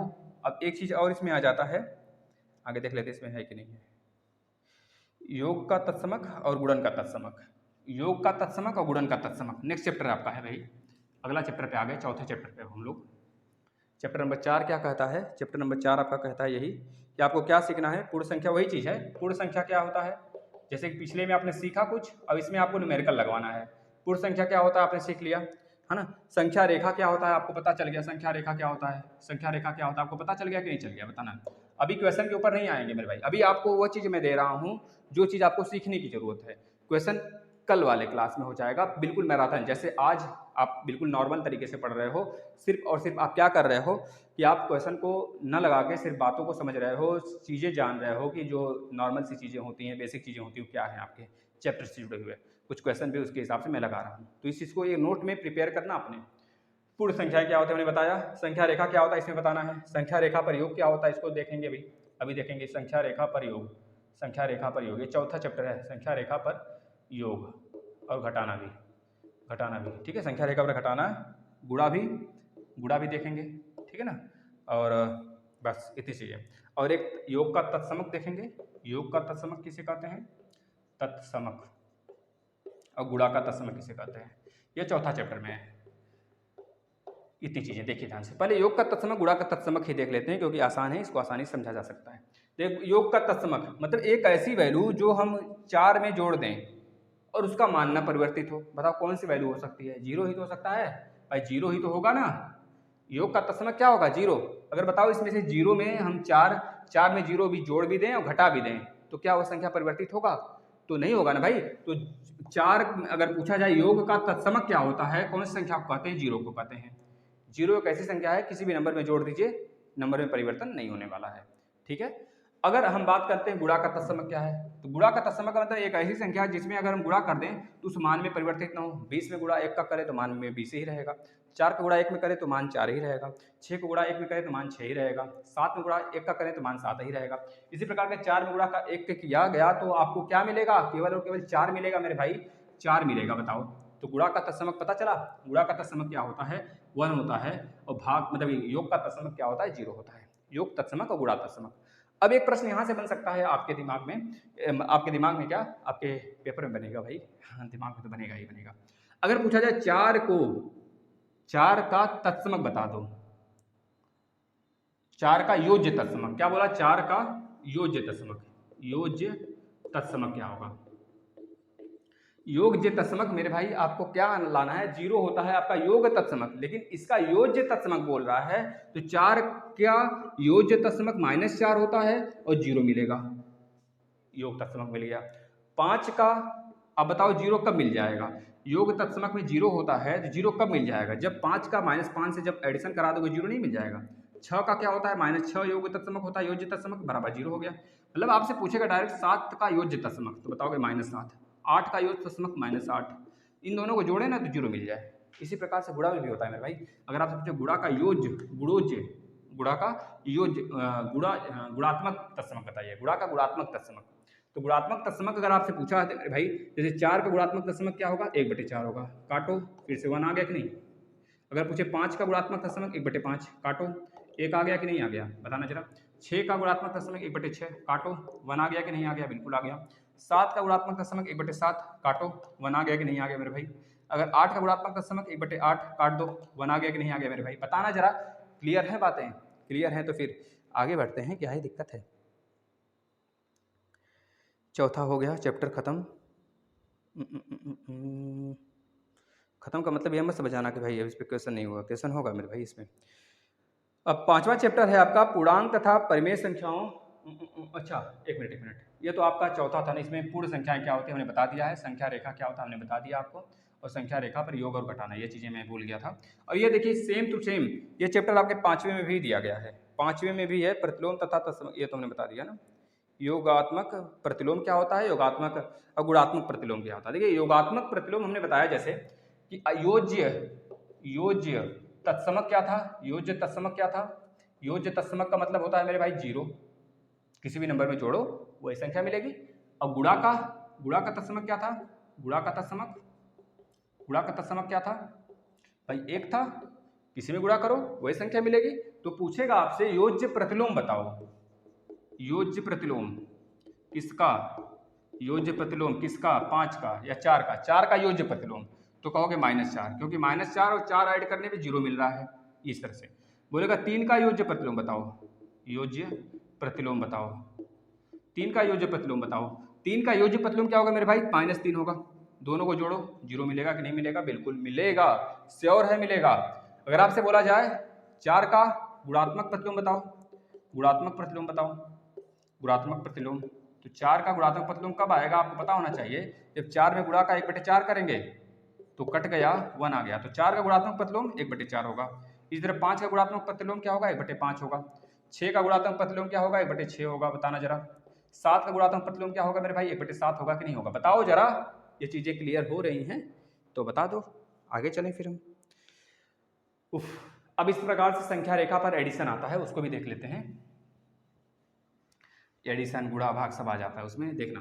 नॉर्मल गुणा आपको करा रहा है तो उस संख्या रेखा पर आसानी से किया जा सकता है। जैसे बोले संख्या रेखा क्या होता है, 0 ऊपर लिख देते हैं, 0 प्लस का 1 प्लस का 2 प्लस का 3 और प्लस का 4, इसी प्रकार से प्लस का 5 और प्लस का 6 होता है, यहाँ पे हो जाएगा ना। अगर इधर बढ़ेंगे तो माइनस में वही संख्या मिलेगी, माइनस का 1 माइनस का 2 माइनस का 3 माइनस का 4 माइनस का 5, जितना भी ले चलो आगे आपका चलता चला जाएगा, माइनस का 5। अब अगर मेरे भाई आपसे बोला जाए कि आप बताओ 5 + 6 का एडिशन दिखाओ नंबर सिस्टम, नंबर लाइन पर, है ना, संख्या रेखा पर, तो 5 + 6 कितना होता है? 11 होता है ना। 5 + 6 कितना होता है? 11 होता है ना। तो आप एक मिनट, बहुत ज़्यादा बड़ा ले लिया हमने, 5 + 4 ले लेते हैं। 5 + 4 नहीं, मतलब कि 5 प्लस ऐसा कुछ लिया जाए जो कि 5 + 1 ले लेते हैं, 6 आ जाएगा। इसको संख्या रेखा पर दिखाइए। अब आपको पता है 0 से उठकर जाना है 1 पर, और आपको 1 से उठकर जाना है किस पर? 5 पर, ऐसे जाओगे। अब यहाँ से उठकर आप सीधे चले जाओ 6 पर। यह चीज़ें आपको दिखाती हैं, मतलब कि 1 + 5 = 6, यह चीज़ें होती हैं मेरे भाई। अब इसको अगर एक तरफ दिखाओगे तो बहुत ज़्यादा अच्छा लगेगा। ऐसे देखो, यह गया इधर, इस प्रकार हुआ। अब यहीं से यहाँ से उठकर आपको कहाँ जाना है? कहाँ तक जाना है? 5 तक जाना है। 5 तक जाना है, 5 तक जाना है ना। 1 तक आ गए थे ना, 5 तक। अभी आप 5 तक जाओगे ना, देखना जरा। 1 2 3 4 5 यह हुआ, ठीक है ना। यहाँ तक तो 1 हुआ, फिर 1 2 3 4 5। जैसे अगर आप 2 बजे से पढ़ना शुरू करते हैं, 3 बजे तक पढ़ते हैं, 4 बजे तक पढ़ते हैं, 2 से 4 बजे तक आपने पढ़ा, तो क्या 3 घंटा हो जाएगा? 2 3 4 नहीं, 2 से 3 1 घंटा, 3 से 4 2 घंटा, आपने 2 घंटा पढ़ा। उसी प्रकार से इसमें भी 0 से 1 जाएंगे, फिर 1 से आप 5 तक जाएंगे, मतलब 5 संख्या आगे जाएंगे। तो 1 से 1 संख्या, 2 संख्या, 3 संख्या, 4 संख्या, 5 संख्या। अब जो एडिशन आएगा हमारा क्या आएगा? यहाँ से आप उठा सकते हो पूरा, ये 6 यह बन के आएगा। आप इसको ऐसे भी लगा सकते हो, यह प्लस का यह 1 हो गया और यह प्लस का 5 हो गया, बीच में प्लस है तो निकल के आ गया 6। इस प्रकार से कर सकते हो। ऐसे ही गुणा में भी होगा, ऐसे ही भाग में भी होगा। बताओ, ये आपका योज्य तत्समक और गुणात्मक तत्समक, ये इकाई नंबर 5 था जो हमने फिनिश कर दिया। बताओ बताओ, समझ में आ गया कि नहीं मेरे भाई? बताना जरा। अब इस पर प्रश्न कराएंगे हम, घबराना नहीं है, प्रश्न आएगा नेक्स्ट मैराथन में, ठीक है ना। अगला, समीकरण तथा सौर समीकरण का अर्थ क्या होता है? समीकरण तथा सौर समीकरण का अर्थ क्या होता है? ठीक है, समीकरण और सौर समीकरण का अर्थ क्या होता है इसके बारे में हम जान लेते हैं अच्छे तरीके से, जो कि आपको जानना चाहिए। हाँ,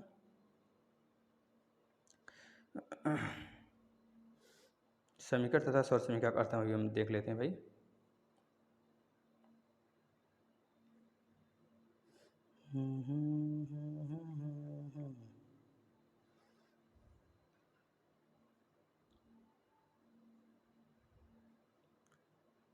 एक मिनट हम कहाँ चला गया यार?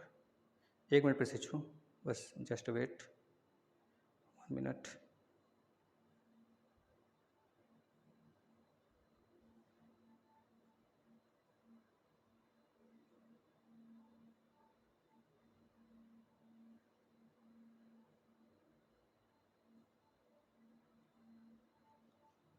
देखिए, सौर समीकरण और समीकरण में मात्र एक ही अंतर होता है।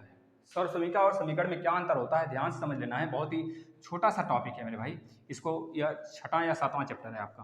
बताओ, बस हम बहुत जल्दी ही अपने मुकाम पर पहुंचने वाले हैं। सौर समीकरण और समीकरण दो चीज होता है, सौर समीकरण और समीकरण। आप बता सकते हो आसानी से, प्रश्न पूछा जाता है सौर समीकरण कौन है, समीकरण कौन है, दोनों में अंतर क्या है। सौर समीकरण एक ऐसी राशियां होती हैं मेरे भाई जिसमें किसी भी मान के लिए, जैसे हम बोले x² + 1 बराबर में 2x + 1, या फिर हम इसको बोल देते हैं ऐसे, क्या बोल दिया जाए, 2x² माइनस का x² + 1, ऐसे बोल दें। यह सौर समीकरण है कि नहीं आप आसानी से बता सकते हैं। सौर समीकरण का मतलब x के किसी भी मान के लिए, चाहे 1 रखो x की वैल्यू, चाहे 2 रखो, चाहे 3 रखो, चाहे 4 रखो, चाहे 5 रखो, चाहे 6 रखो, किसी भी मान के लिए दोनों पक्ष आपस में बराबर होते हैं। यह चीजें होती हैं सौर समीकरण। सौर समीकरण का क्लियर कट फंडा यही है मेरे भाई, दोनों पक्ष बराबर आना चाहिए x के किसी भी चर वैल्यू के लिए। यानी x का मान आप 1 रखेंगे, देखिए 1 पे 1 कम 1 गुणे प्लस 1, 1 1 2 हो गया। अब यहाँ पे देखिए 2 1 कम 2, 2 में से 1 जाएगा तो 1 बचेगा, फिर 2 में से 1 जोड़ देंगे तो मेरे भाई 1 1 2 आ जाएगा। x की वैल्यू कुछ भी रखें, यहाँ पे भी x की वैल्यू कुछ भी यहाँ पे रखें, दोनों का वैल्यू बराबर आएगा। यही बताता है कि भाई यह सौर समीकरण है। सौर समीकरण में दोनों पक्ष बराबर आते हैं। अब समीकरण में क्या होता है, जैसे x² + x + 2x और प्लस में 3 बराबर हमने बोल दिया 5, बराबर बोल दिया हमने 2 दूनी 4, 9,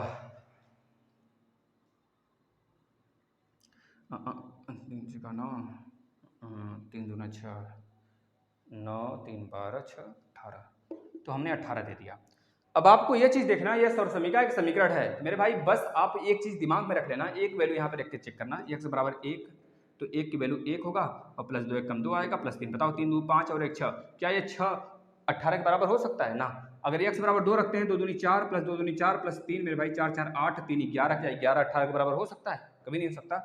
लेकिन x बराबर 3 जैसे ही रखेंगे 3 त्रिका 9 और प्लस 9 3 दूनी 6 प्लस 3 मेरे भाई 6, यानी कि 9 9 18 18 इसके बराबर होगा। यानी x के केवल 3 के लिए x की वैल्यू अगर 3 रख दिया जाए तो बराबर होगा। यानी सौर समीकरण और समीकरण में आपको अंतर समझ में आ गया होगा।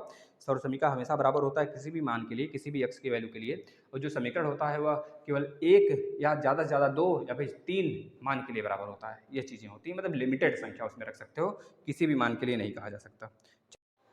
चलो अब आगे आ जाते हैं भाई। 1 घंटे आपके कंप्लीट हो चुके हैं ना। चलिए हमने 6 चैप्टर कंप्लीट कर लिया। आगे आ जाते हैं समीकरण किसे कहते हैं। रेखीय समीकरण क्या होता है? रेखीय समीकरण किसे कहते हैं आपको पता होना चाहिए। रेखीय समीकरण आप खुद समझिए रेखीय समीकरण क्या होता है, कुछ क्वेश्चन के माध्यम से हम आपको समझाते हैं। रेखीय समीकरण किसे कहते हैं, मतलब रेखीय समीकरण का मतलब जिसका वैल्यू देखिए इस प्रकार से अगर हो, है ना, इसे हम रेखीय समीकरण बोलेंगे मेरे भाई।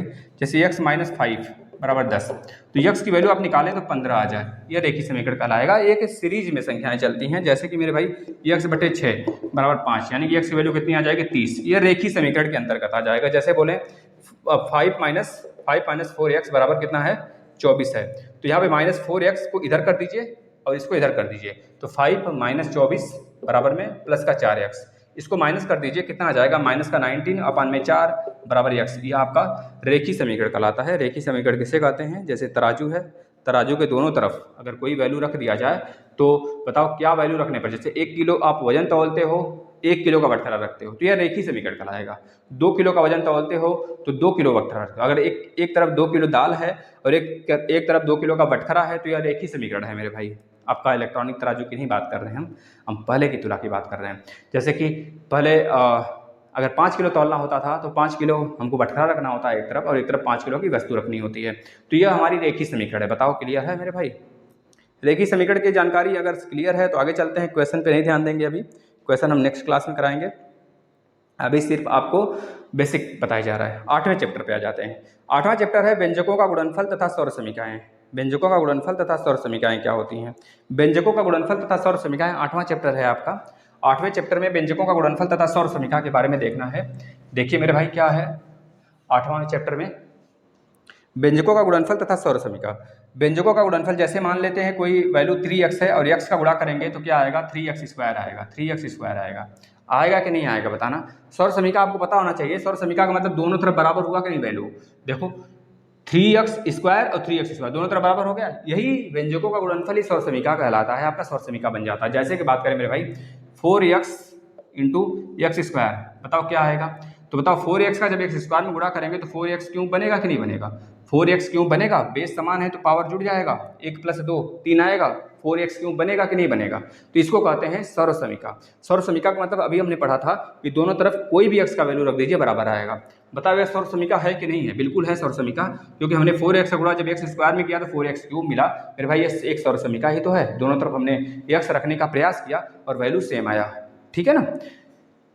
अगर हम बोले मेरे भाई बताओ 5 का गुणा 4y में कर दीजिए तो कितना आएगा, बताओगे 24y आएगा। बताओ ये सौर समीकरण है कि नहीं है? अगर y के किसी भी मान के लिए दोनों तरफ का पक्ष बराबर आता है तो ये सौर समीकरण है। यानी कि हमने गुणा कराया 5 का 4y में तो मेरे भाई 24y मिला कि नहीं मिला? हमें बिल्कुल मिला। ये चीज़ें आपके सामने नजर आ रही हैं। आगे देख लेते हैं और वैल्यू, जैसे कि बहुत बड़े से बड़े नंबर ले लेते हैं हम। 4x² ले लेते हैं, 4x² ले लेते हैं, गुणा कर लेते हैं 2x² का, गुणा कर लेते हैं 5x के पावर में 4 का। अब मेरे भाई इसका आंसर बता दो। अब ध्यान से देखना 4x², 2x², 5x के पावर 4, यानी x का वैल्यू भी हम देखेंगे। x के पावर को सिर्फ यहाँ पे गेन करना है, जोड़ना है। देखना x² और x के पावर 4, हमने बताया था जब बेस समान होता है तो पावर ऐड हो जाते हैं। किस कंडीशन में? जब गुणा होता है बीच में, और हमेशा समान राशि के अंदर होता है। यह x ही रहेगा तभी होगा। अगर x है और y का स्क्वायर है तो नहीं हो सकता। यानी x की पावर 2, यहाँ पे x की पावर 2, यहाँ पे x की पावर 4, तो 4 और 2 और 2, 4 2 6 2 8। अब इसका गुणा कर दीजिए नंबर का, 4 × 2 × 5, और x की पावर कितना आ जाएगा 8 आ जाएगा। देखिए 5 दूना 10 चौके 40, 40 x की पावर 8 आपका यह राइट आंसर होगा। बताओ क्लियर है? यह था मेरे भाई आपका अगला चैप्टर व्यंजकों का गुणनफल तथा सौरसमीका। व्यंजकों के गुणनफल से ही सौरसमीका बन गया आपका किसी भी वैल्यू के लिए। ये चीज़ें थी, ये व्यंजकों गुणनफल तथा सौरसमीका में आपको इतनी चीज़ें जानना अनिवार्य था। और इसमें ढेरों क्वेश्चन हैं, तो क्वेश्चन को हम करेंगे किसी एक वीडियो में। आज बस बेसिक क्लास है तो बेसिक सीख लिया हमने, आगे चलते हैं। मेरे भाई क्षेत्रफल, आयतन और धारिता की संकल्पना ज्ञात करिए। पहले क्षेत्रफल क्या होता है, क्षेत्रफल का मतलब क्या होता है, ये चीज़ें हमको समझना चाहिए, क्षेत्रफल। और दूसरा हम आयतन जानेंगे, आयतन क्या होता है, ध्यान से देखना मेरे भाई। और एक क्या है आपका धारिता दिया है क्या,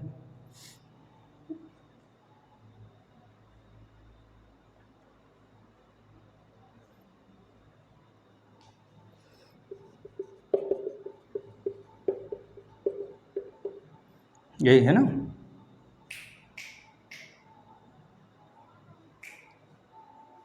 हाँ देखिए मेरे भाई, पहले सबसे पहले हम समझते हैं क्या होता है क्षेत्रफल और क्या होता है आयतन और क्या होता है धारिता। इन तीनों चैप्टर को हमको देखना है किसमें, इन तीनों टॉपिक को देखना है मेरे भाई किसमें देखना है, कौन सा चैप्टर है, इकाई नंबर 9 में देखना है। क्षेत्रफल क्या होता है, जैसे किसी भी वैल्यू का क्षेत्रफल निकालने के लिए, किसी भी आकृति का क्षेत्रफल निकालने के लिए आपको क्या चाहिए, जैसे हमको यह वर्ग दिया है, इस वर्ग का क्षेत्रफल निकालने के लिए हमको लंबाई चाहिए और चौड़ाई चाहिए, तो लंबाई गुणे चौड़ाई करते हैं, इस वर्ग का क्षेत्रफल आ जाता है।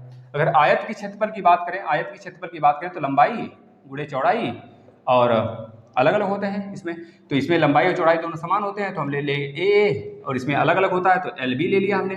तब भी देख रहे हो कि नहीं, मतलब कि हम ये चीज़ें देख पा रहे हैं, जैसे एरिया हमको निकालना हो सर्कल का, इस सर्कल का एरिया निकालना होता है तो हम क्या करते हैं, पाई आर स्क्वायर लेते हैं। पाई आर स्क्वायर क्यों लेते हैं, क्योंकि पाई एक ऐसी वैल्यू है जो कि मेरे भाई 180 डिग्री का कोण बनाती है यहाँ पर, और आर मतलब कि रेडियस इधर का और इधर का रेडियस का हम गुणा कर देते हैं, पाई आर स्क्वायर इस प्रकार से निकल के आता है। पाई आर स्क्वायर इस सर्कल का क्या है, एरिया है।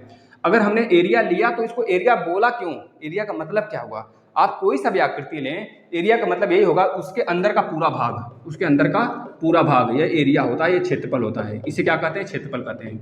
इसे क्या कहेंगे, क्षेत्रफल कहेंगे, बस इसे कहेंगे क्षेत्रफल। किसी भी आकृति को देख लिया जाए, किसी भी आकृति को देख लिया जाए, ये क्षेत्रफल होगा।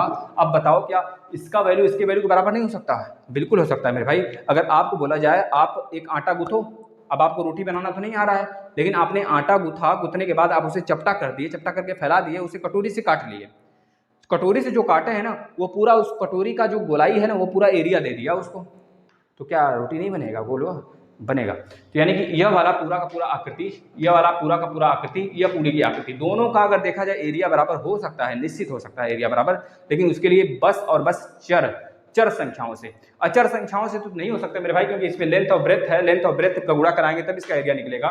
इसमें सर्कल की बात होती है तो इसमें हम सरकमफ्रेंस की बात करते हैं, सरकमफ्रेंस यानी कि जो इसका 2 पाई आर है उसकी बात हो जाती है। अब इसी प्रकार से हमने समझ लिया क्षेत्रफल क्या होता है। अब आयतन पे आते हैं।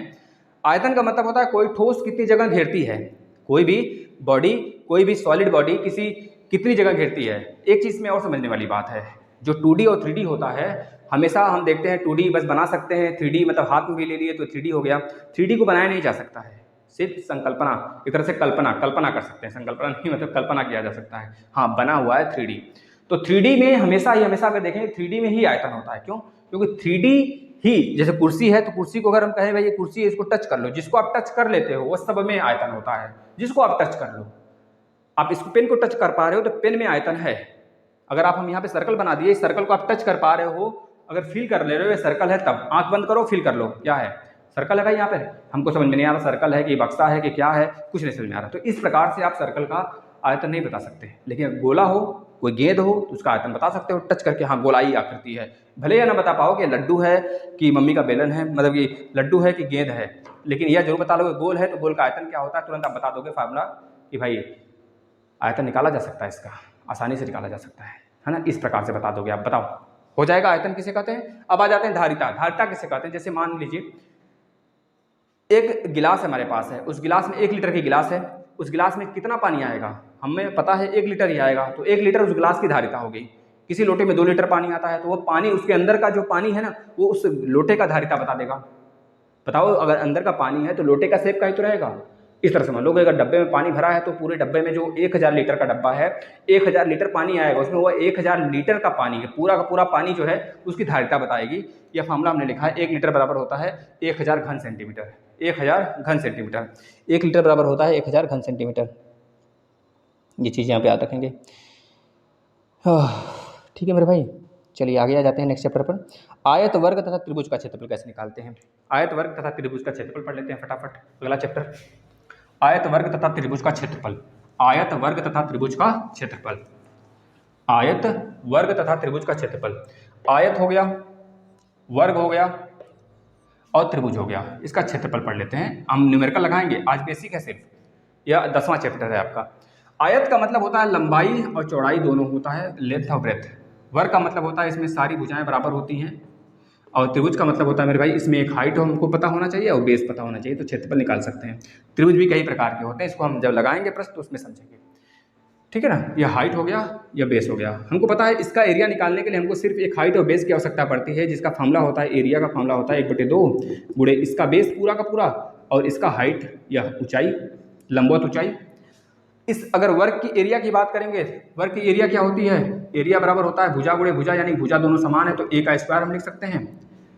अगर हम बोले आयत का क्षेत्रफल क्या होता है तो बताओगे लेंथ गुणे ब्रेथ होता है। लेंथ गुणे ब्रेथ का मतलब होता है मेरे भाई लेंथ यानी कि चौड़ाई, और ब्रेथ का मतलब चौड़ाई, लेंथ का मतलब लंबाई।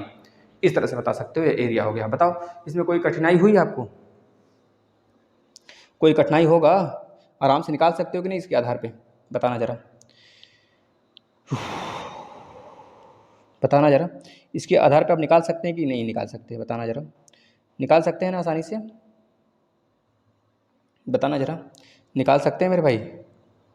अब टैली क्या होता है इसको देख लेते हैं। टैली क्या होता है, टैली के बाद सर्वांग समता क्या होता है इसको देख लेते हैं। बस कहानी खत्म, इस चैप्टर खत्म हो गया। सर्वांग समता और त्रिभुज की सर्वांग समता क्या होता है, देखिए चलिए। समरूपता और सर्वांग समता में डिफरेंस है ना, इसको देख लेते हैं पहले। समरूपता और सर्वांग समता क्या होता है, चैप्टर नंबर 12। समरूपता और सर्वांग समता क्या होता है, समरूपता और सर्वांग समता, बस कहानी खत्म है। समरूपता, देखा समरूपता का मतलब होता है समरूपता, समरूपता यह चैप्टर नंबर 12 है। और चैप्टर नंबर 13 है सर्वांग समता, सर्वांग समता, सर्वांग समता। इसे इंग्लिश में बोलते हैं मेरे भाई कंगुरेंसी, कंगुरेंसी। और इसे इंग्लिश में क्या बोलते हैं, सिमिलरिटी। क्या बोलते हैं, सिमिलरिटी, ठीक है। समरूपता मतलब सिमिलरिटी और सर्वांग समता का मतलब होता है मेरे भाई सर्वांग समता। सर्वांग समता का मतलब होता है कांग्रुएंसी। आप खुद देख पा रहे हो ये समरूपता है, वो सर्वांग समता है। समरूपता का मतलब कि समान रूप, समान रूप। जैसे हम बोले किसी दो भाई हैं, दोनों, एक का है 12 साल का, एक है 4 साल का। मान लो दोनों में बहस छिड़ गई। पापा ने एक चप्पल लाया, स्लीपर लाया, जो बड़े भाई के लिए लेकर आया, और छोटा शरारत करने लगा मुझे ऐसे ही स्लीपर चाहिए। अगर अब उसे बड़ा वाला ही स्लीपर दे दिया जाए तो उसके किसी काम का रहेगा, बिल्कुल किसी काम का ना रहेगा। तो उसके लिए भी वैसा ही स्लीपर आए, लेकिन सिमिलर रहे। साइज में छोटा हो सकता है, बड़ा हो सकता है, लेकिन सिमिलर रहे, देखने में समान रहे। अब वो खुश हो जाएगा कि वाह पापा भी मेरे लिए ला दिए। लेकिन अभी वो यह नहीं समझ पा रहा है कि वो तो बड़ा है, ये तो छोटा है। मेरे भाई समरूपता का मतलब होता है रूप समान हो, लेकिन साइज में डिफरेंस हो सकता है ना, आकृति बदल सकती है। जैसे कोई त्रिभुज है, ये छोटा त्रिभुज है, हम बोलेंगे इसका एंगल, यह एंगल इस वाले एंगल के इस वाले एंगल के बराबर है, मतलब ये वाला एंगल इस एंगल के, ये वाला एंगल इस वाले एंगल के बराबर है। तो बताओ ये समरूप होगा कि नहीं होगा, बिल्कुल समरूप होगा मेरे भाई। क्योंकि जब किसी भी त्रिभुज के अंदर की हमें पता है 180 डिग्री का कोण बनता है। जब दो समान हो गए तो तीसरा तो ऑटोमेटिक समान होगा, तीसरा तो ऑटोमेटिक समान होगा। यानी कि एंगल एंगल एंगल, यानी कोण कोण कोण से, भुजा भुजा, कोण और कोण से भी यह बराबर हो सकता है। कोण कोण भुजा से भी, और कोण कोण कोण से भी, और कोण कोण भुजा से भी, और भुजा भुजा भुजा भुजा भुजा, क्या भुजा भुजा भुजा से नहीं हो सकता, बताओ सिमिलरिटी भुजा भुजा से नहीं हो सकता, बिल्कुल हो सकता है, अनुपात में मेरे भाई। यही तो समरूपता है। जैसे अगर कोण कोण कोण हमने सिद्ध कर दिया तो भुजा भुजा कोण भुजा कैसे सिद्ध करेंगे, भुजा कोण भुजा कैसे सिद्ध करेंगे। जैसे एक त्रिभुज हमने यह बनाया और एक त्रिभुज हमने यहाँ पे यह बना दिया, यह वाला कोण और यह वाला कोण बराबर हो जाए, यह वाला कोण इस कोण के बराबर हो जाए, और यह वाला कोण इस कोण के बराबर हो जाए, तो बताओ कौन सी भुजा बराबर होगी, यह वाली भुजा बराबर हो जाएगी। इनके बीच वाली यह वाला कोण, मतलब यह वाला कोण हो गया बराबर, और यह भुजा, समझ रहे हो नहीं, यह वाला दोनों कोण और यह भुजा बराबर हो गया। तो पहली बात है दो कोण बराबर हो गई है। एक चीज़ और मेरे भाई, एक चीज़ ध्यान देना यहाँ पर, भुजा कोण भुजा की बात कर लेते हैं। भुजा कोण भुजा की, भुजा भुजा मतलब कि भुजा कोण भुजा, भुजा कोण कोण नहीं, क्योंकि भुजा कोण कोण तो इस वाले में भी फैक्टर बन जाएगा ना। इसने यहाँ पे देखना, एक त्रिभुज है यह और एक त्रिभुज यहाँ पर यह है। इसमें एक कोण अगर बराबर है यह वाला इस वाले के, और यह वाला भुजा ये वाला भुजा इसके बराबर हो जाए और ये वाला भुजा इसके बराबर हो जाए तो ये पूरी दोनों त्रिभुज सर्वांगसम होंगे। सर्वांगसम नहीं, समरूप होंगे। समरूप होंगे, निश्चित रूप से समरूप होंगे, क्योंकि एक कोण बराबर है। ये चीज दिमाग में रखना, अगर यह भुजा यह कोण है तो दोनों साइड इसके लगने वाले ही दोनों साइड बराबर होने चाहिए, समरूप होने चाहिए। ये चीजें दिमाग में रखनी है। अगर यह दोनों भुजा बराबर है, अगर यह वाला कोण का दो बराबर है तो ये समरूप नहीं होगा, ये समरूप नहीं होगा मेरे भाई। इस चीज को दिमाग में रखना, यानी कि बीच का कोण ही होना चाहिए। यह हो गया समरूपता का, आपको पता होना। सर्वांग समता देखना, समरूपता में एक चीज और है मेरे भाई, अनुपात बनता है। जैसे यह ए है, यह बी है, यह सी है, यह हमारा पी क्यू आर है, तो याद रखना जब इसका यह कोण इस कोण के बराबर है तो, या फिर इसमें आ जाओ कोण कोण में देख लेते हैं, कोण कोण में देख लेते हैं, कोण कोण में देख लेते हैं। यह ए हो गया, यह बी हो गया, यह सी हो गया और यह पी क्यू आर। तो हमको पता है सामने आमने के कोण बराबर है, तो हमको पता है इसके सामने का कोण यह, मतलब भुजा यह, इस कोण के सामने भुजा यह, क्योंकि दोनों कोण आपस में बराबर है। तो यानी कि ए बी बटे के पी क्यू बराबर बी सी बटे के क्यू आर, क्योंकि इसके सामने का कोण बराबर है, इसमें भुजा भी बराबर होगा, भुजा अनुपात में होंगे। ए सी बटे के पी आर, यह फार्मूला लगता है, यह समरूपता का है। सर्वांग समता में क्या होता है? सर्वांग समता में यही होता है मेरे भाई कि पूरा का पूरा समान होता है, ओवरलैपिंग का प्रोसेस होता है। जैसे हम बोले यह मार्कर और यह भी मान लो यह ढक्कन नीला है, तो बताओ दोनों के अंदर कुछ समान है क्या? मतलब इसे क्या कहोगे आप? बोलोगे दोनों बिल्कुल भाई भाई हैं, चाहे इससे लिखो चाहे इससे लिखो। बता सकते हो किससे लिखा मैंने? यह काला मत समझना, इसे नीला समझ लेना एक मिनट के लिए। तो बताओ दोनों में से बता सकते हो कौन नीला है कौन काला है? मतलब कौन किस, दोनों में क्या अंतर है? कुछ नहीं बता सकते आप, क्योंकि दोनों नीले नीले ही हैं, दोनों यहाँ पे वाइट हैं, दोनों यहाँ पे नीले हैं, दोनों समान कलर के चलते हैं, हर एक चीज़। तो ये समरूपता बताता है, मतलब सर्वांग समता बताता है, यह सर्वांग समता बताता है। ओवरलैपिंग का प्रोसेस हो जाए, बिल्कुल हमें जैसा एक आदमी अगर आपको दिख जाए तो बोलोगे अरे ये सर के समरूप है, सर ही नहीं है, ये सर के समरूप है, तो समरूपता होगा। लेकिन अगर सर्वांग समता की बात करें तो हमारे जैसे ही नहीं, हम ही खुद होनेंगे वहाँ पर, हमको ही आप समझ बैठोगे वहाँ पे, तो वह सर्वांग समता होगा। सभी अंग समान, यानी सभी कोण समान, हर एक साइड समान, सब कुछ समान होता है वहाँ पे हर कंडीशन में। मतलब अगर हम देखें तो यह कोण इस कोण के बराबर हो जाए और यह वाला कोण इस कोण के बराबर हो जाए और यह वाला कोण इस कोण के बराबर हो जाए, तो उस कंडीशन में आप बोलोगे यह सर्वांग समता है, कोण कोण कोण बराबर हो गया। अगर भुजा भुजा भुजा भुजा, अगर ये वाली भुजा इस वाले भुजा के और ये वाला भुजा इस वाले भुजा के, ये वाला भुजा इस वाले भुजा के बराबर हो जाए, तो भुजा भुजा भुजा से भी ये सर्वांग समता हो जाएगा। बताओ जरा, क्लियर है? सर्वांग समता और समरूपता किसे कहते हैं, इस पे क्वेश्चन हम लगाएंगे बहुत अच्छे से। और बस यही था आपका चैप्टर, यह रहा पूरा का पूरा आपका सिलेबस जो मैंने कवर कर दिया लगभग 1.5 से 2 घंटे के अंदर, है ना। तो आपको पता होना चाहिए, इस चीज़ को आप बहुत अच्छे से क्लियर करिए। अब इस पर एक वीडियो और लेकर आएंगे। अब ये मत कहना कि सर मैथ के सिलेबस नहीं कवर हुआ, मैथ का पूरा सिलेबस हमने कवर कर दिया। बताओ अब क्या लोगे आप? मैथ का पूरा हमने सिलेबस ही तो कवर किया। अब एक वीडियो और आएगा सेकंड सेमेस्टर मैथ का महामैराथन और आएगा, जिसमें सारे चैप्टर हमने जो पढ़ाए हैं ना, बस क्वेश्चन रहेगा उसमें और कुछ नहीं। बेसिक क्लास हो गया, बस क्वेश्चन लाएंगे। तो आप लोग अगर सहमत हैं तो तैयार रहना उसके लिए भी। और ऐसे ही सारे सब्जेक्ट हम कंप्लीट कराने वाले। बताओ समय लगा ना? समय लगा? चिल्लाते हो बस आप लोग, तो इसको शेयर कर दीजिए ज़्यादा से ज़्यादा, जिससे अन्य विद्यार्थी भी जुड़ सकें। धन्यवाद आपका होगा तब जब आप मैक्सिमम बच्चों को जोड़ पाएंगे। इसको शेयर करिए इतना, कम से कम 20, 25, 10, 30, 40 हज़ार तक कम से कम लाइक, व्यूज़, जो भी चीज़ें हों, व्यूज़ तो जाएँ 40 हज़ार 50 हज़ार तक, तब थोड़ा सा आनंद आएगा देखने में और मज़ा आ जाएगा आप लोग को भी, जब आपके साथ ही जुड़ेंगे यहाँ पर, आपके कॉलेज वाले, आपके क्लासमेट जुड़ेंगे यहाँ पे। अब इसको बार बार देखो, एग्जाम से पहले हज़ारों बार देख चालो, जिससे कि आपका कॉन्सेप्ट क्लियर हो जाए। और मेरे भाई बैक नहीं लगने देना है, ये चीज़ें विश्वास के साथ करिए। धन्यवाद।